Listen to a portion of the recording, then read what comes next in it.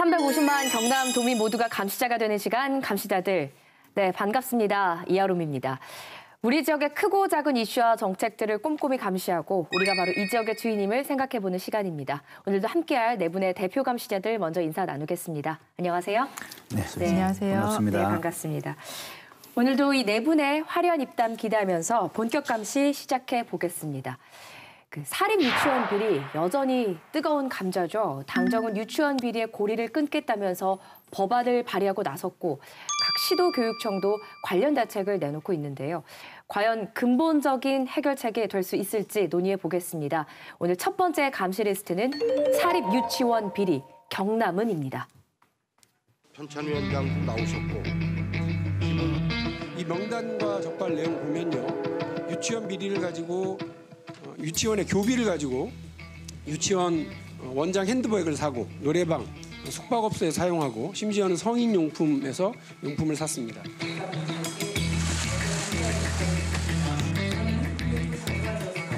오늘 회의를 통해서 사립 유치원의 감사 결과의 공개 범위, 추가적인 감사 대상과 감사 시기 등을 확정하고 조치해 나가야 할 것입니다. 검은 옷을 맞춰 입은 사립유치원 관계자 4,500명이 건물을 가득 채웠습니다.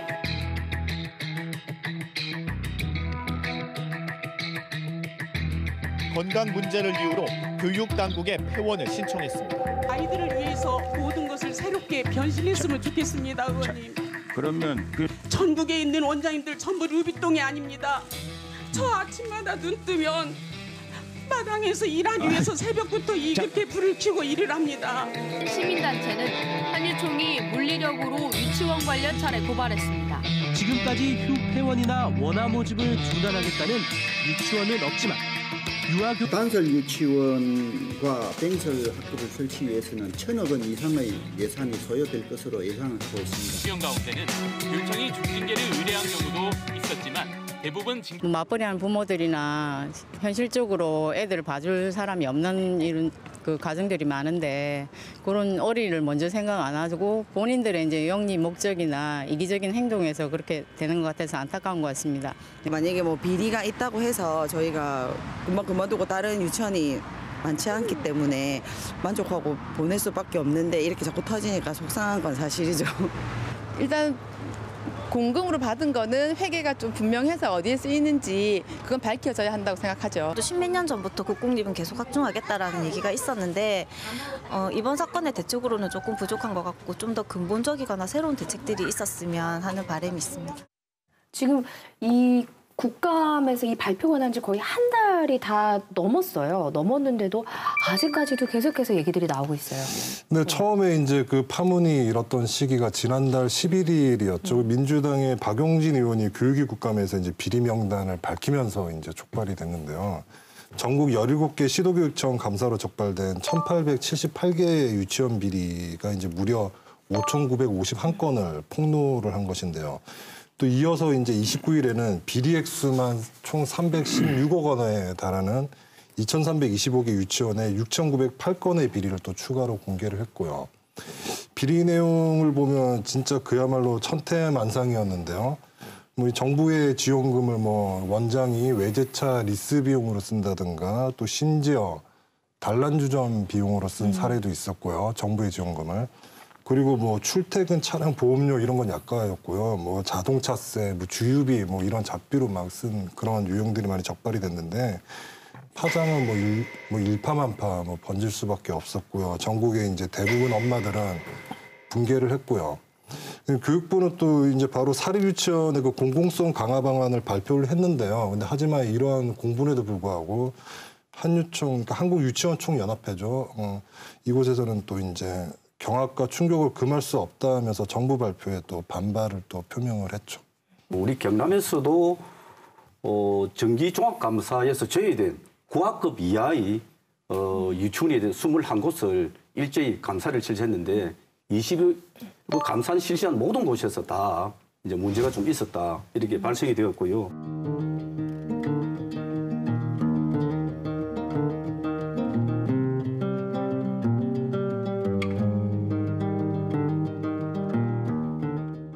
(89건의) 지적이 있었는데 여기서 현장 조치한 21건을 제외하고도 6곳에서는 8명이 징계를 받았고요. 경고 20명, 주의 5명, 또 신분상 이런 처분을 받아왔습니다. 그래서 명단이 공개되자마자 사립 유치원 측에서 엄청나게 강하게 반발을 했습니다. 이 사안으로 인해서 국감에서 명장면 많이 탄생했습니다. 많이 보셨죠? 예. 네. 저는 사실 이번 사태를 보면서 우리가 흔히 쓰는 말 중에 적반하장이란 말이 있습니다. 이게 이제 좀 합리적 해결 방안을 찾기보다도 계속 그 유치원 측이 좀 정부에 대립하는, 반발하는 이런 모습이 참 보기가 좋지 않았다는 좀 말씀을 좀 드리고, 이번 일이 갑자기 터진 게 아닙니다. 이미 교육청 관계자들은 다 알고 있었습니다. 그리고 이게 유치원 관계자들도 아까 우리 그 기자님 말씀하신 그런저런 사례들, 굵직한 사례들은 다 알고 있었습니다. 국민들만 모르고 있었던 거죠. 그래서 국민들이 더 화가 나고 분노했던 게 아닌가 좀 이런 생각이 들고요. 여기에 기름을 부은 게 사실은 저는 유치원 총연합회 측이라고 좀 생각을 합니다. 그 우리 비대위원장 맡고 있는 분, 그분이 또 그 유치원 비리의 한 당사자이기도 하고, 어떤 본인들의 어떤 이런 잘못을 개선하려는 이런 의지보다도 제도와 법을 탓하는 이런 좀 모습이라든지, 또 그 자신들이 이 문제에 대한 하여튼 수천 명이 모여서 비공개 토론회를 하면서 상복을 입고 한 거죠. 이건 정면으로 정부와 맞서겠다 하는 이런 좀 의지의 표현이거든요. 이런 모습들이 오히려 이제 정부나 국민들의 분노를 더 좀 촉발시킨 게 아닌가 좀 이런 좀 생각을 합니다. 유치원 총연합회 비대위원장이 이번에 유치원의 성격을 명확하게 규정했습니다. 이게 교육기관으로서보다도 개인 사업자의 성격이다. 그러면서 그 사적 재산권을 중심으로 한 이건 어떻게 인정받을 거냐 하는 이런 주장들을 많이 했거든요.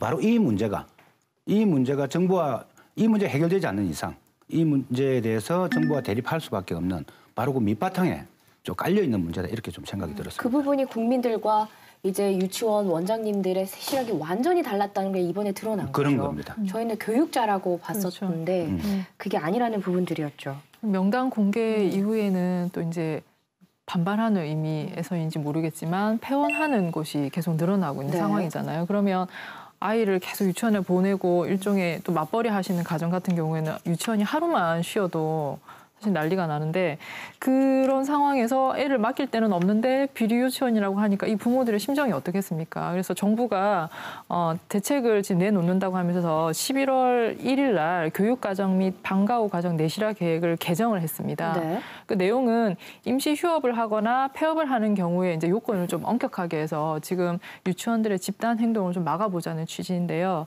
그러니까 휴업을 할 경우에는 학부모 3분의 2 이상 동의를 받게 한다라든지, 또 이제 경영상 이유로 폐업을 하는 경우에도 역시 학부모의 동의를 받게 하고 유아 그 배치 계획을 세운다든지 하는 것을 강조를 하고 있는 상황인데, 이게 정부에서 이런 개정안을 한다고 해서 과연 그 예를 들어서 집단 행동에 나선다거나 폐원을 하는 유치원을 막을 수 있을지는 좀 미지수인 것 같긴 합니다. 네, 앞서 잠깐 얘기 나왔지만 경남에서 감사 결과 적발됐다고 공개한 유치원은 총 21곳입니다. 그런데 다른 지역을 보면요, 서울은 70곳, 부산은 200곳이 넘습니다. 그래서 그럼 경남 지역은 좀 괜찮은가 이렇게 생각하시는 분들도 있더라고요. 상대적으로 적어서. 그러니까 이제 이게 결과에 대한 숫자만 보면 더 적은 게 아닌가라고 생각이 들 수가 있는데, 정확히 얘기하면 모르는 거예요. 그러니까 결과를 모르는 것인데, 왜 그러냐면 경남의 사립유치원에 모두 270여 개가 있거든요. 근데 이번에 공개된 곳은 지난 2016년에 특정 감사를 벌였던 곳에 대한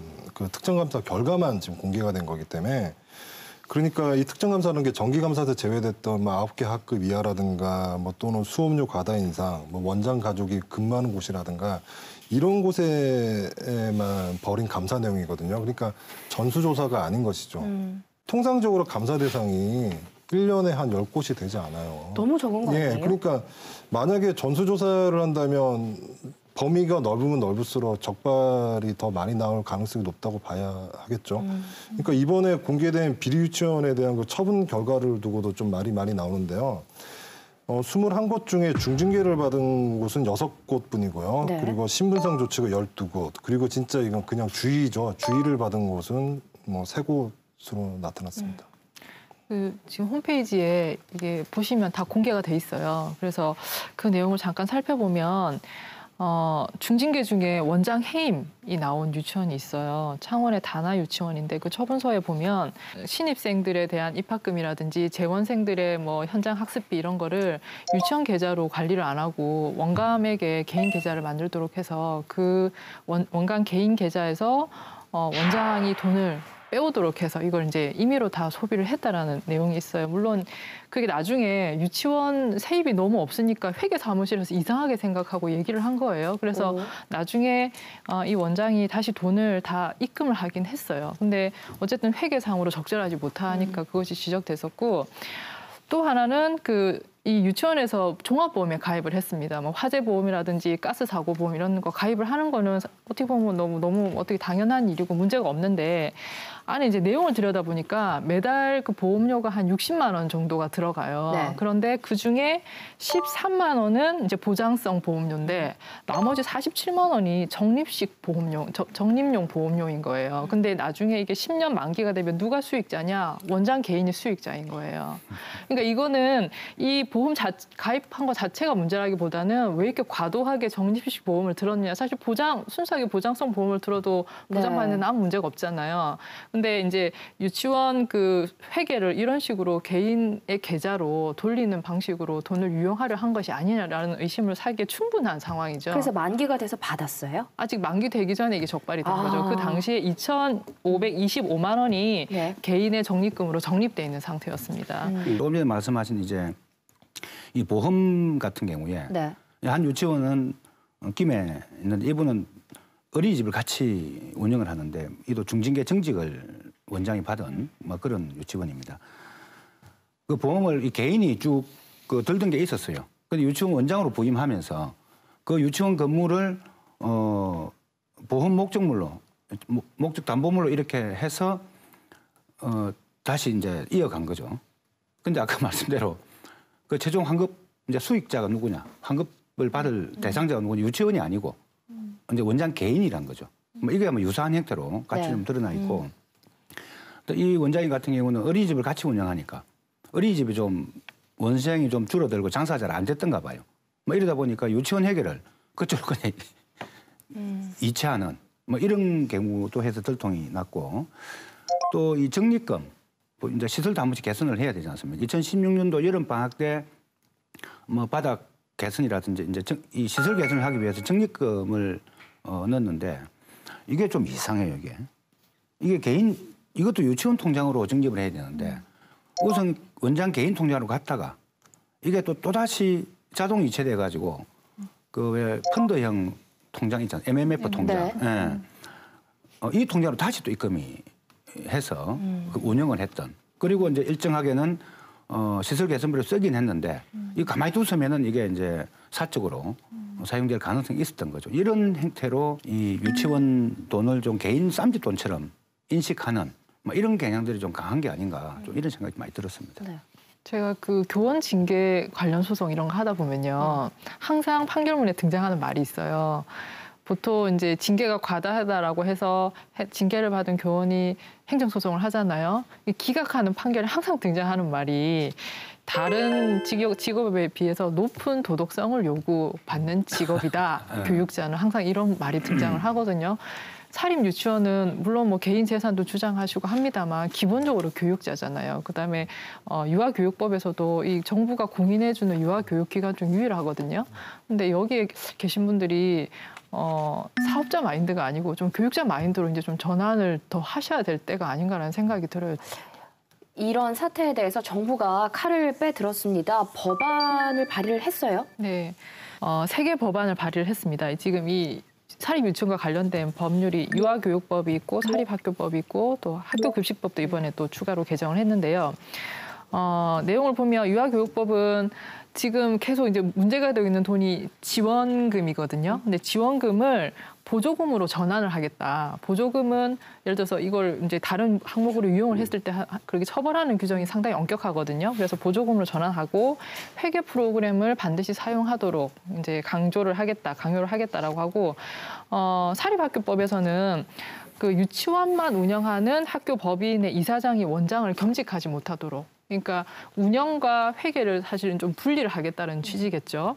그리고 학교 급식법을 유치원에도 적용을 해가지고 정부에서 이제 급식을 관리를 하겠다라는 취지로 입법안을 이제 제출을 했습니다. 그리고 10월 25일에는 유치원 공공성 강화 당정 협의가 나왔는데 이제 민주당하고 정부에서 이걸 냈습니다. 그래서 즉각 추진 과제로는 아까 제가 말씀드렸던 것처럼 유아 학습법 보장이라고 해서 일방적인 폐원을 막는 그런 대책들이 들어가 있고. 지금 또 이제 이 문제의 근본적인 원인이 된 국공립 유치원을 확대하는 거를 이제 조기에 달성하겠다. 조기에 40%를 달성을 하고 인구 유입이 많은 지역에서는 공립 유치원을 원칙적으로 설립하는 것으로 하겠다라는 그런 대책들을 내놨습니다. 그리고 뭐 유치원 관리 감독 강화도 내놨고요. 그리고 장기적 이제 제도 개선 과제로는 학부모를 이제 유치원 운영에 많이 참여를 시키겠다. 운영위원회를 내실화시키겠다라는 이제 대책도 내놨고. 그리고 교육의 질 개선도 내놨습니다. 사립 유치원의 지금 이제 학급 정원을 지금보다 좀 줄여가지고 교육의 질을 높이겠다라는 것과 함께 여기 일하시는 선생님들에 대해서 처우 개선을 하겠다. 수당을 인상을 시켜주겠다. 그런 대책도 내놨습니다. 네. 그리고 경남도 교육청도 이제 대책을 내놨는데요. 지난달 29일에 이제 발표를 했죠. 이른바 경남형 사립유치원 공공성 강화 대책인데요.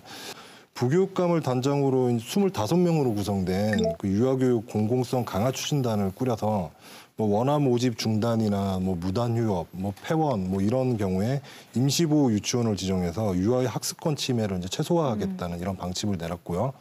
그리고 또 내년 3월에 유아교육 전반을 전담할 유아교육과를 신설해서 유치원 입학과 교육, 회계, 학비 등을 이제 총괄 지원하는 그런 관리 감독을 일원화할 계획이라고 하고요. 네.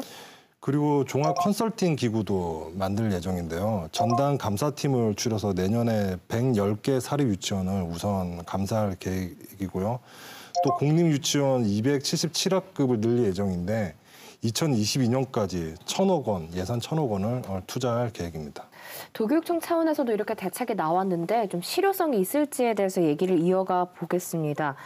우선 그 공립 유치원 277학급을 늘리겠다고 하는데 이거는 예산 확보가 가능할까요?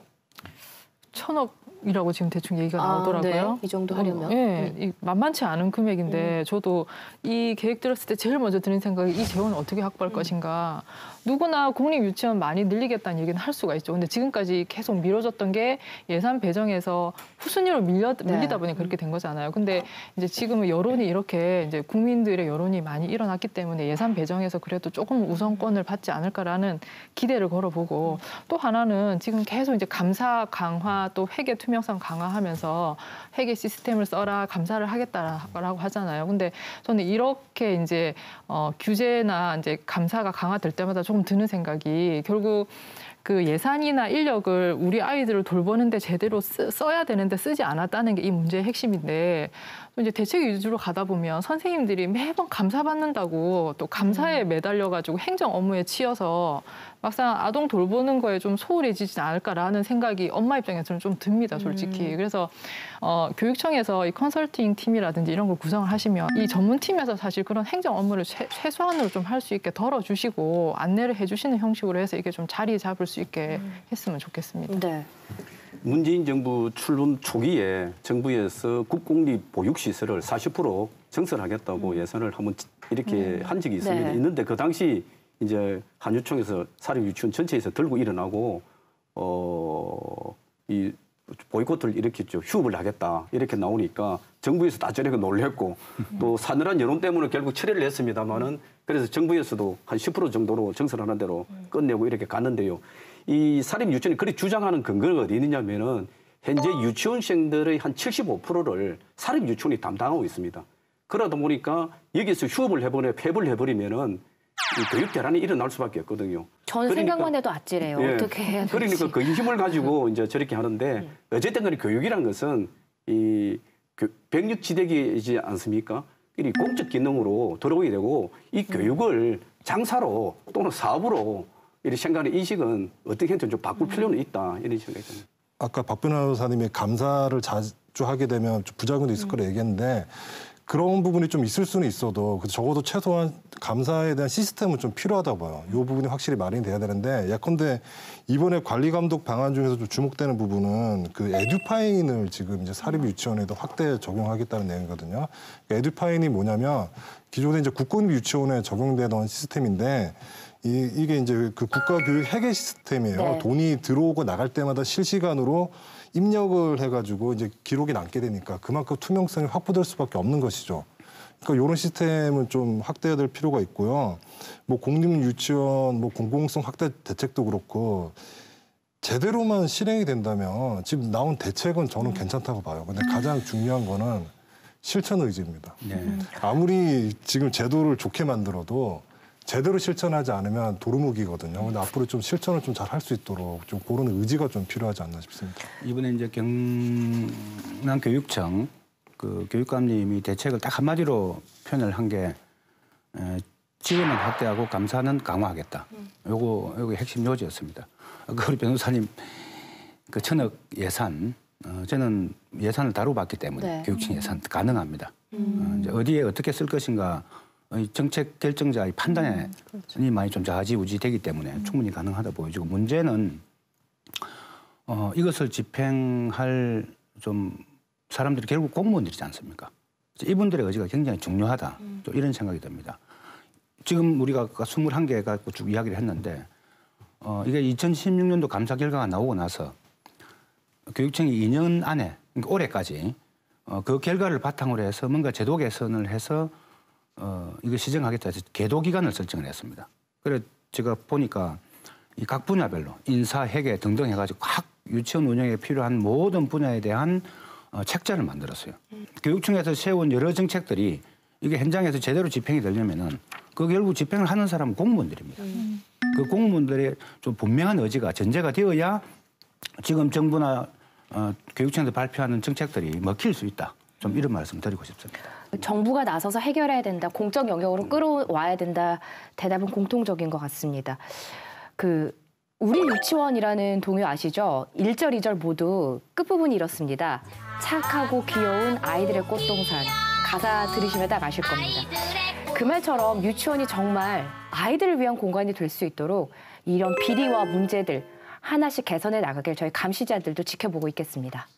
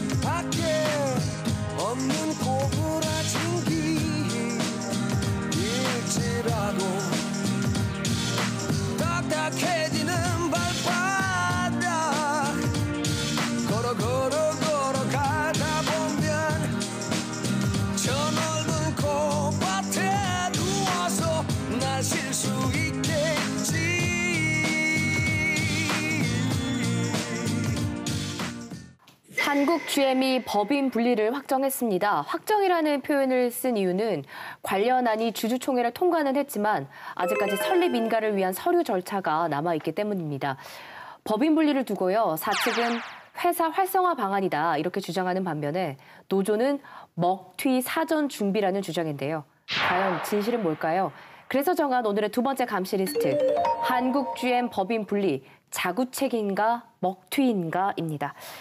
먼저 법인 분리라고 하면 이게 회사가 나눠진다 이렇게 이해하면 될까요? 그렇죠. 하나였던 회사가 두 개로 쪼개진다. 간단하게 설명하면 그런 거고. 네. 지난 7월 20일 날 GM 측이 사실상 좀 일방적으로 이걸 발표를 했습니다.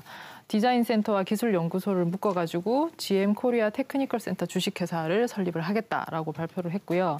이제 이 내용은 조만간 100명 정도 엔지니어를 추가로 신규 채용을 해서 연구개발 부분을 새로 법인으로 출범시키겠다라는 겁니다. 이렇게 될 경우에 이제 기존에 한 13,000명 인력 중에서 3,000명 정도가 새로 신설되는 법인으로 이렇게 이제 그 소속이 바뀌게 되고요. 통상 이제 기업 분할 같은 경우에는 요즘 이제 국내에서 유행하는 지주 회사를 설립을 한다든지 아니면 이제 주류 사업과 비주류 사업을 분할을 한다든지 네. 혹은 일부 사업을 떼내가지고 매각을 하기 위한 절차의 중간 단계로 이용을 한다든지 그럴 때 많이 하는 방법입니다. 그러니까 이게 얼마나 일방적인 발표였냐면 산업은행도 당시에는 몰랐다라는 것인데요. 그러니까 네. 산업은행이 이제 GM의 2대 주주죠. 당연히 권한이 있는 그런 은행인데 이런 발표가 있은 뒤 산업은행 측은 기자 간담회 자리에서 연구개발 법인 분리는 기본 계약서에 없던 내용이라고 밝혔는데요. GM 측 얘기를 들어보고 이제 비토권을 행사할 것인지, 그러니까 거부권을 행사할 것인지 아니면 협의를 할 것인지 판단하겠다고 밝혔었죠. 지분을 아까 이제 말씀하신 대로 2대 주주고 또 국민 헬스까지 8,100억까지 투입했는데 법인을 분리한 정보도 모르고 정부가 아무런 개입력도 행사하지 못하는 도대체 정부란 게 도대체 뭐냐 하는 이런 참 의혹이 또 들었습니다. 또 하나가 지금 그 GM도 비정규직 문제입니다. 이미 대법에서도 불법 파견이라고 판결이 나서 복직시키라 요구를 하고 있고 네. 노동부에서도 조사를 해서 그 복직 조치하라고 이렇게 시정명령까지 내려가 있는데도 아무런 조치를 취하지 않고 있고 그런 법을 위반한 카젤 사장이죠. 사장에 대해서 아무런 법적인 기소 조치하지 않고 있습니다. 도대체 한국 GM이 미국 기업인데 왜 미국 앞에만 서면 와 이리 작아지는가 하는 이런 좀 느낌이 많이 들어서 계속 이런 식으로 끌려가다가는 또 더 큰 문제가 생기지 않겠는가 이런 우려가 들고 아마 그래서 정부가 해야 될 걱정을 노동자들이 하면서 급하게 이것은 먹튀의 가능성도 있다. 네. 뭐 이렇게 해서 이제 파업까지 결의를 지금 해놓고 있는 상태입니다. 네. 돌입한 것은 아니고요. 그래서 이게 소문만 돌던 법인을 분리해서 먹튀하려는 게 현실화되는 거 아닌가. 뭐 이런 우려를 노동자들은 크게 하고 있습니다. GM이 법인 분리를 강행한 이유 그리고 산업은행과 노조는 왜 이거에 대해서 이렇게 반대하는지 추측입니다만 그래서 왜 이런 의혹이 제기되는 건지 하나하나 짚어보겠습니다. 먹튀 의혹이에요? 네. 이제 GM이 밝힌 이유는 이 법인 분리를 계속 이렇게 추진하는 이유는 이제 시너지 효과죠. 좀 더 이제 경영 효율화를 위해서 이제 경영 정상화를 위해서는 법인 분리는 필요하다는 입장인데 글로벌 GM과 이제 연구개발에 시너지를 내겠다라는 것인데 자동차 연구개발과 디자인을 전담하는 GM테크 니컬센터 코리아를 이제 설립하겠다는 것이거든요. 네. 그런데 통상적으로 이런 글로벌 메이커가 좀 아주 이런 세계적인 기업이 경영 정상화의 수단으로 연구개발 분야와 생산 분야를 분리하는 경우는 사실 좀 되게 이례적인 부분이긴 해요. 신설되는 회사가 별도 어디에 설립되는 것이 아니고 그냥 법인만 분리되고 지금 현재 그대로 있는 장소에서 그대로 합니다. 아, 같은 곳에서요? 그렇습니다. 예. 그럼 같은 곳에서 일하는데 회사가 다른 소속이 된 거예요? 그렇게 되는 거죠, 이제. 막 그리 되다 보니까 도대체 이 의도가 뭐냐. 막 궁극적으로는 이제 구조조정을 위한, 예를 들면은 철수까지 포함한 구조조정을 위한 사전 포스가 아니냐. 이게 가장 근저에 좀 깔려 있고 당장 눈앞으로 보면은 이게 이제 GM 대부는 좀 다른 제조업에 보기 힘들게 좀 특히 특수한 게 사무직과 생산직, 노동자가 같이 다 돼 있습니다. 사무직도 굉장히 조직률이 높아요. 네. 그게 그만큼 그간에 GM과의 과정에서 위기의식이 많이 좀 발동된 게 아니었는가 좀 이런 걸 반증하는 건데요. 이걸 이제 분리함으로써 힘이 약화되는 거 아니냐. 이걸 첫 번째로 가장 우려스럽게 하고 있고 두 번째는 분리되는 법인이 결국은 단체 협약이나 이런 게 성계가 되지 않음으로 해서 상당한 불이익을 볼 수가 있다. 양쪽 다 불안하네요. 그러는 겁니다. 힘도 약해지고 네. 또 근로조건도 여러 가지 약화되고 하면서 그런 데 대한 상당한 불안감을 느끼고 그걸 노리고 분리한 게 아니냐.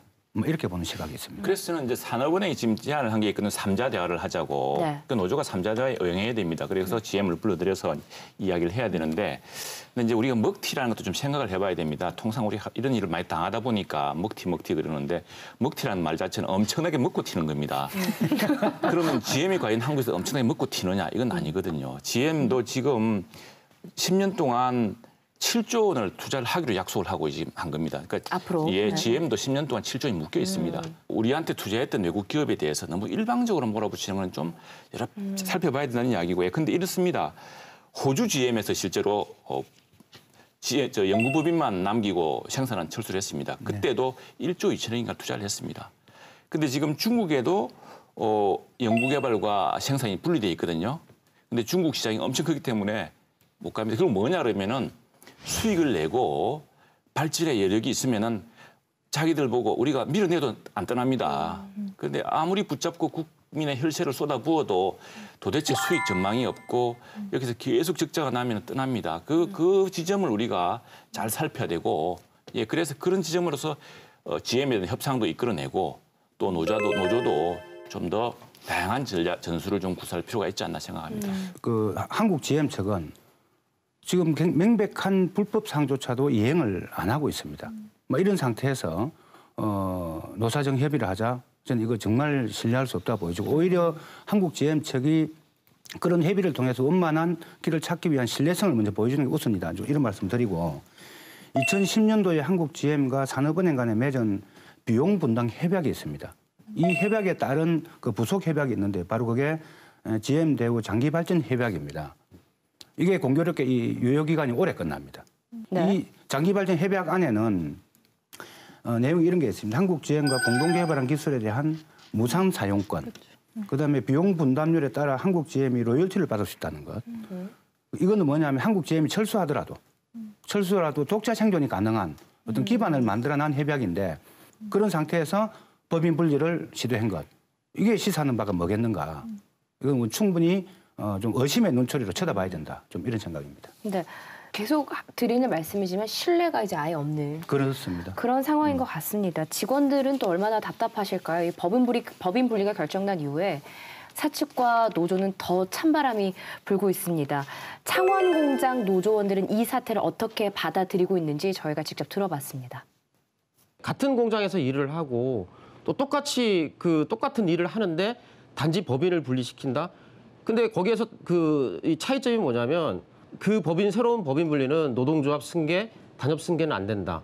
그럼 그 이유만으로 그 법인을 분리한다라고 하면은 노동조합의 입장에서 봤을 때는 아주 좀 불순한 의도로 이 법인 분리를 시작한 거 아닌가.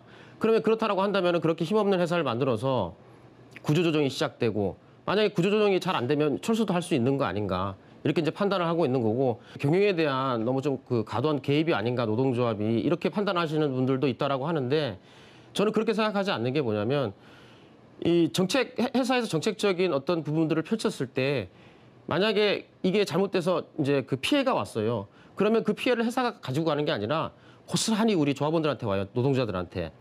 그 예로 군사공장 문 닫았죠. 우리가 그런 정책 폈습니까? 아닙니다. 회사 경영진들이 폈어요.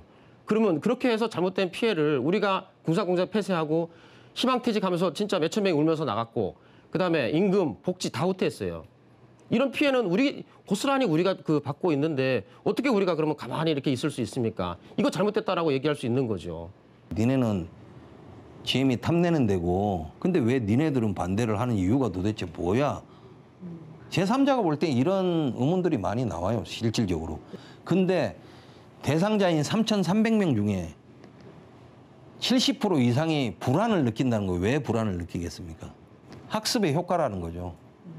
GM이 이 땅에 들어와서 행해졌던 구조조정에 대해서 우리 조합원들이 믿고 임금을 동결하고 복지후생을 반납을 하고 회사 한번 살려보겠다고 했는데 계속해서 뒤통수만 쳤어요. 이래가지고는 우리가 계속해서 질질 끌려다니다가 결국은 내살라고 하다가 이도저도 안 되고 또 정리해고 당한다.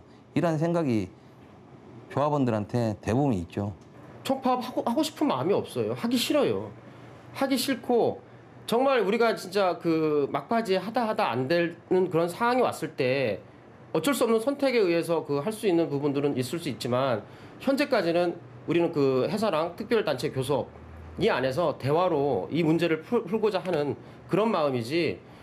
크게 노사가 갈등을 빚는 이면에는 그 노조의 영향력을 약화시키려는 우려라는 이런 좀 시각도 있는데요. 네. 그러니까 실제로 지난해까지만 해도 17,000여 명에 달했던 그 한국 GM의 노조원이 그 군산 공장이 그 폐쇄됐을 때 12,000여 명 수준으로 뭐 쪼그라들었고요. 여기에 이제 3,000명의 연구개발 직원이 이제 그 법인 분리로 빠지게 되면 뭐 노조원 수는 더욱 줄어드니까 이 노조 영향력은 당연히 약화될 수밖에 없는 것이죠. 네.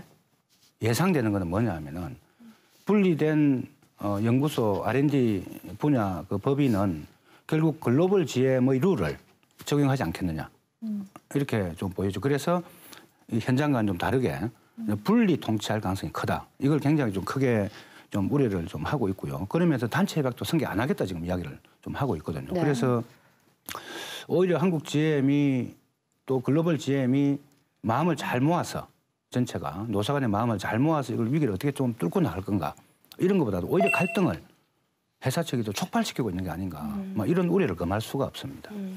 VCR의 근로자분들도 얘기를 하셨지만 이게 글로벌 시장 개편이라든지 아니면 뭐 고도의 경영 판단이라든지 그런 거는 다 존중을 할 수 있어요. 존중을 할 수 있는데 앞으로 우리나라에서 계속 사업을 할 회사라면 지금 대한민국 법원의 판단이라든지 또는 정부에서 공적 자금을 투자해서 이제 그 주주의 지위를 유지하고 있는 그 산업은행에 대해서 회사 경영에 대해서 단 한마디 상의도 없이 일방적으로 한다라든지 그다음에 세계적인 경제 위기가 왔을 때 한국 노동자들이 사실 자기들의 뭐 임금을 삭감하거나 이런 걸 다 수용을 해가지고 그 위기를 넘겼는데 그거에 대한 기여도를 전혀 인정하지 않은 듯이 근로자를 취급을 한다라든지 이런 부분에 있어서 지금 신뢰를 당연히 못 받고 있는 것이고 그다음에 지금 이제 여 의원님이 그 단체 협약 얘기를 하셨는데요. 이 법인 분리 과정에서 새로 신설된 법인에 기존의 노조가 사측과 체결했던 단체 협약이 그대로 적용되느냐라가 이 부분이 사실은 노동자 그리고 그 노동조합 입장에서는 상당히 중요한 문제거든요. 근데 지난 11월 6일 날 이제 그 새 회사로 옮겨 가실 분들을 대상으로 하는 설명회에서 회사가 그냥 대놓고 네. 단체 협약 조항 중에서 이제 예를 들면 근로자 개인의 근로 조건에 관한 부분들은 승계가 되겠지만 사측과 노조가 1대1로 맺은 단체 협약에 관한 사항, 그러니까 노조와 주로 관련된 사항들은 승계되지 않는다라고 그냥 대놓고 얘기를 했습니다. 그러니까 이게 물론 이제 그냥 저는 변호사니까 법리로 얘기를 하면 최근에 이와 비슷한 판결들이 있기는 있었습니다. 그 하급심에서 서울중앙에서 법인 분리가 되면 그 분할 계획서에 들어가 있지 않은 단체 협약이라면 승계되지 않는다는 취지의 판시를 한 바가 있습니다. 그래서 법대로 했다라고 하면 할 말이 없을 수도 있어요. 그렇지만 계속 강조합니다만 계속 여기서 기업을 운영할 회사이고 한국에서 적을 두고 있을 회사라면 이런 식으로 해서는 구성원들의 공감을 이끌어낼 수가 없다라는 거죠. 이게 좀 더 열린 마음으로 대화를 해야 됩니다. 특히 민주노총 출신의 우리 자동차 노조들은 세거든요. 센데 이 대화도 좀 하고 좀 열릴 가능성을 보고 일자리라는 것이 산업의 변화에 당연히 할 수가 없습니다. 아무리 일자리를 지키려고 해도요. 아무리 철옹성 같은 노조를 만들어도 산업 자체가 쇠퇴해버리면은 지금 산업이 변하고 있기 때문에 경영은 그런 고민을 하는 거고 시장의 변화를 고민하는 겁니다. 그래서 여러 가지 다양한 걸 할 텐데 이때 이제 노사가 서로 좀 신뢰 속에서 대화를 해주고 이래야 되는데 지금 불신의 골이 너무 깊은 것 같아서 그것도 큰 걱정입니다. 예. 노동조합이 세다는 말씀을 하셨는데 객관적 사실관계를 보면요. 2001년도 정리해고가 일어났을 때 그때 파업을 하고 2012년도에 처음 파업했습니다. 10년 만에. 이게 객관적 사실. 그리고 아직 파업이 없었습니다. 굉장히 협조적으로 해왔습니다. 그간에 회사가 많이 어렵기 때문에 많은 근로조건을 후퇴시켜 왔습니다. 그렇게 해서 조합원들로 비난도 많이 받아왔습니다. 이렇게 어쨌든 이 회사를 살려내고 고용을 유지하기 위해서 참 피나는 노력을 좀 해왔거든요. 이게 때로는 비난을 받기도 했는데 이걸 강성노조라고 포장을 해버리면 이제 그분들이 들을 때 참 억울한 측면이 많을 거다라는 말씀을 드리고 정말 저는 이제 말씀드리고 싶은 게 중국 상하이 자동차가 쌍용 자동차 인수하는 과정에서 노동자 굉장히 저항을 했습니다. 결국은 기술만 빼먹고 튈 거다. 먹튀할 거다. 결국 노동조합의 주장이 맞았습니다.